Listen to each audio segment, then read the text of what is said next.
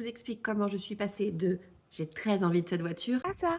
Il y a eu vraiment beaucoup d'étapes. Ça s'est pas passé de je vais chez le concessionnaire, je signe et j'ai une voiture parce que j'avais quand même des contraintes budgétaires. J'avais des sous qui étaient bloqués depuis 8 ans. Je ne savais pas comment débloquer cet argent. Je fais une séance sur l'argent. 2 jours plus tard, on m'appelle et on me dit que les sous vont se débloquer d'ici quelques mois.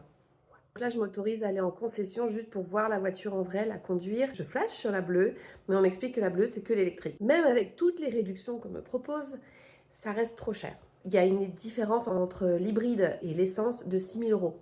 ChatGPT m'explique qu'avec la façon dont je conduis, je vais mettre 20 à 25 ans à me rembourser les 6 000 euros. Donc ma raison qui reprend le dessus et je me dis c'est un peu con quand même de claquer toute ma thune juste pour avoir une automatique ou une hybride. Je me dis allez, passe sur une essence. Sauf qu'en essence, elle n'est pas en verte. Et là, le rêve, il est complètement effondré. Je me dis, quitte à pas avoir la voiture avec la bonne couleur, autant changer. Quand j'arrive chez Dacia, je demande quand même les options que je voulais en essence. Et on arrive quand même à du 25 000 euros. Sauf qu'eux font aucune réduction, puisqu'ils n'ont pas besoin. Ce qui m'emmène à Aramis Auto, vendeur partenaire. Et je me dis que peut-être si j'en trouve une avec quelques kilomètres, elle sera déjà un peu moins chère. Mais par curiosité, parce que tu as bien compris que mon rêve, c'était la Kona, je vais voir. Et là, 10 000 euros de réduction. Et en plus, elle est verte, en hybride. Et à 2 000 euros près, elle coûte le prix de ma Dacia essence. Donc là, le cœur, il est reparti à fond. Je la commande et l'histoire n'est pas terminée.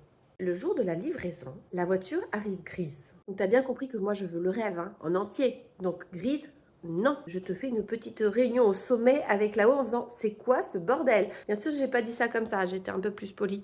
Mais vous savez ce qu'ils m'ont répondu? Ne t'inquiète pas, la voiture arrive, tu vas comprendre. Le vendeur, forcément, hyper mal parce que la voiture est arrivée grise. Il me dit ça m'est jamais arrivé ce truc. Et il cherche dans ses fichiers, il n'y a plus de verte. Donc ils me disent que ça vous embêterait de regarder quand même s'il n'y a pas une autre couleur ou quelque chose d'autre qui vous plairait à la place. Quand je l'appelle le lendemain, il me dit attendez Madame Marguerite, on vient de recevoir des nouvelles Kona. Il y en a une verte, par contre elle est en essence. Et moi en allant sur le site, j'ai vu qu'il y avait une bleue en essence.